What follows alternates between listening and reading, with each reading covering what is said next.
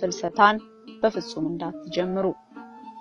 ጾመ ፍልሰታ የእመቤታችን ረፍት ትንሣኤና እርገቷ የሚታሰብበት ወቅት ነው። እመቤታችን በተለያዩ ጊዜያት ሞትና ትንሣኤዋን ለሐዋርያት የገለጸችበትን ምስጢር ከነሐሴ 1 እስከ 16 ድረስም ምእመናን በጾም በጸሎት ተወስነው የልጇን ቸርነት የእርሷን አማላጅነት በሱባኤ ይማጸናሉ። የሱባኤው ወቅት ሲፈጸምም እመቤታችን በእውነት ተነስታለች ብለው በደስታ የጾሙን ወቅት ይፈጽማሉ። ሞቷ የሚያስደንቅ መሆኑን ቅዱስ ያሬድ ሞት ለማናቸውም ሰው ሁሉ የተገባ ነው፣ የማርያም ሞት ግን ሁሉን ያስደንቃል በማለት ገልጾታል።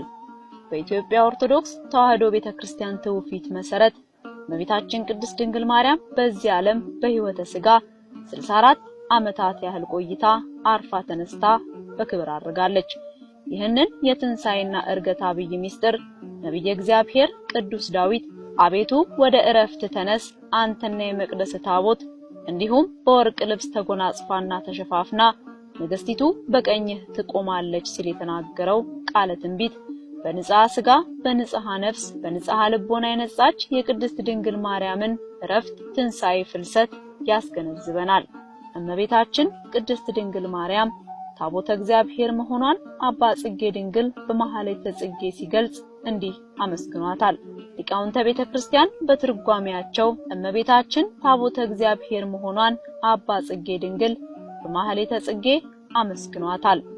ሊቃውንተ ቤተክርስቲያን በትርጓሜያቸው ይህንን ቃለ ትንቢት ቅዱስ ዮሐንስ በራእዩ ከገለጣት ንግስተ ሰማይ ወይም የሰማይ ንግስት ጋር በማገናዘብ የእመቤታችንን ሁለንተናዊ ክብርና ልዕልና አምልተውና አስፍተው ገልጸውታል። ቅዱስ ዮሐንስ በራእዩ በጌታ የሚሞቱ ብፁዓን ናቸው ከድካማቸው ያርፉ ዘንድ ስራቸውም ይከተላቸዋል ብሎ እንደመሰከረው እመቤታችን ከረፍቷና እርገቷ በኋላ የመጨረሻ ወደ ሆነው ታላቅ ክብሯ መሸጋገሯን ያስረዳል። ይህንን ክብሯን ለመረዳት ሊቃውንተ ቤተክርስቲያን ዘወትር ሁል ጊዜ ንጽሕት የምትሆኚ አምላክን የወለድሽ እመቤታችን ሆይ ስለዚህ ነገር እናከብርሻለን፣ ሰውን ከሚወድ ልጅሽ ዘንድ ይቅርታና ምሕረትን እናገኝ ዘንድ ሁልጊዜ አይነ ልቦናችንን ወደ አንቺ እናነሳለን በማለት ቤዛዊት ዓለም ድንግል ማርያም ከልዑል እግዚአብሔር ዘንድ የተሰጣትን ልዩ የቃል ኪዳን ጸጋና አምላካዊ ክብር እያመሰጠሩ ያመሰግኗታል ብሎ ሊቁ ተናግሯል። እመቤታችን በአጸደ ሥጋ ሳለች ከሦስቱ አካላት አንዱ አካለ እግዚአብሔር ወልድ በተለየ አካሉ በተዋህዶ ሰው ሆኖ በመዋዕለ ሥጋዌ ላደረገው የደህነት ዓለም ጉዞ ምክንያት ነበረች። ኢየሱስ ክርስቶስ የሰው ልጆችን ባርነትና ስደት ለማጥፋት ወደዚህ ዓለም በመጣ ጊዜ የሰው ልጆችን ያሳደደ ሰይጣን በሄሮድስ አድሮ ሲያሳድደው ልጇን ይዛ በመሰደድ ለደህንነታችን ምክንያት ነበረች። ቅዱስ ዮሐንስ ወንጌላዊ በራእዩ እንዳየው ታላቅ ምልክትም በሰማይ ታየ። ፀሐይን ተጎናጽፋ ጨረቃ ከእግሮቿ በታች አላት። በራሷም ላይ 12 ከዋክብት አክሊል የሆነላት አንዲት ሴት ነበረች። እርሷም ጸንሳ ነበር። ምጥም ተይዛ ልትወልድም ተጨንቃ ጮኸች። ዘንዶም ሴቲቱ በወለደች ጊዜ ሕፃኗን እንዲበላ ልትወልድ ባላት ሴት ፊት ቆመ።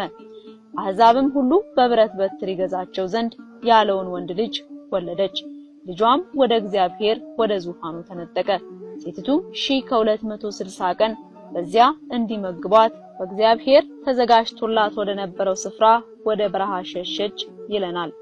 ዮሐንስ ራእይ ምዕራፍ 12 ከቁጥር 1 እስከ 6 ላይ የሰፈረው ኃይለ ቃል ኢየሱስ ክርስቶስ የመጀመሪያውን አምላካዊ ድንቅ ተአምር ባደረገበት በቃና ዘገሊላ ሰርግ ቤት እመቤታችን ከልጇ ከወዳጇ ጋር እንደነበረችና በተአምሩ ምክንያት ነበረች።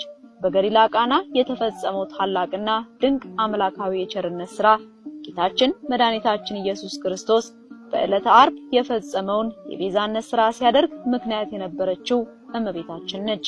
ይኸውም በቀራንዮ አደባባይ በተሰቀለባትና ማየ ሕይወት የሆነውን አማናዊ ወይም ደሙን ባፈሰሰባት ዕለት ቤዛዊት ዓለም ድንግል ማርያም ከእግረ መስቀሉ አጠገብ ነበረች። በዚህም በአዲሲቷ ሔዋን እመቤታችን በክርስቶስ ቤዛነት ለዳነውና በወርቀ